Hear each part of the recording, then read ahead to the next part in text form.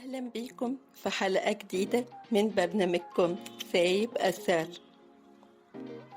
في علاقات كتير حوالينا، في طرف دايما بيدي أكتر، بيتحمل أكتر، بيعتذر حتى لو مش غلطان، يبادر بالكلام عشان ما يخسرش اللي قدامه، ويصبر ويستحمل كتير.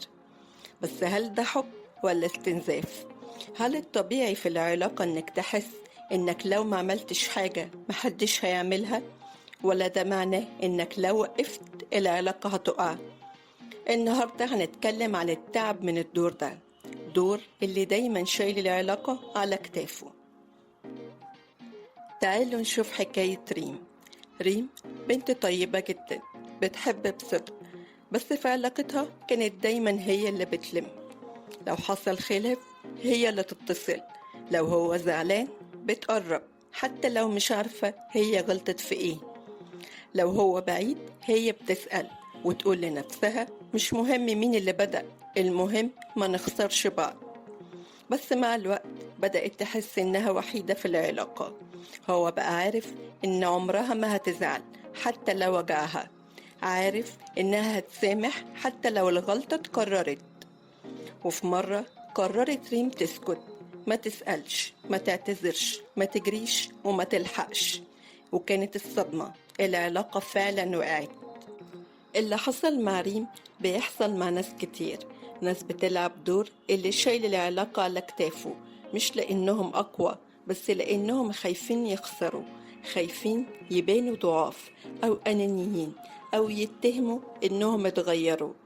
لكن الحقيقة العلاقة اللي بتقع أول ما تبطل تبادر ما كانتش علاقة متوازنة من البداية.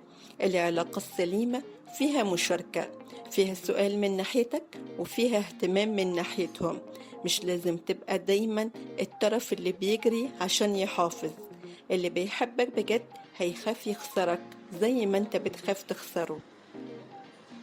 مش غلط إنك تحب بصدق، بس الغلط إنك تفضل في علاقة بتستنزفك وتقول لنفسك هو ده الحب. العلاقة الحقيقية مش امتحان للصبر ولا ميزان للصمت. العلاقة الحقيقية فيها اتنين بيحاولوا وبيغلطوا بس بيصلحوا سوا. لو حسيت في يوم إنك تعبت من الدور اللي بتلعبه، خد خطوة لورا، يمكن تلاقي حد بيتقدم خطوة ليك، ويمكن تكتشف إنك كنت لوحدك من الأول. سؤال حلقتنا النهاردة: عمرك كنت الطرف اللي بيحاول يحافظ لوحده؟ ولما تعبت عملت إيه؟ مستنية رأيكم ومشاركتكم في التعليقات أو في الرسائل، عشان لما بنحكي بنكتشف إننا مش لوحدنا، وممكن حكايتك تسيب أثر في حد تاني.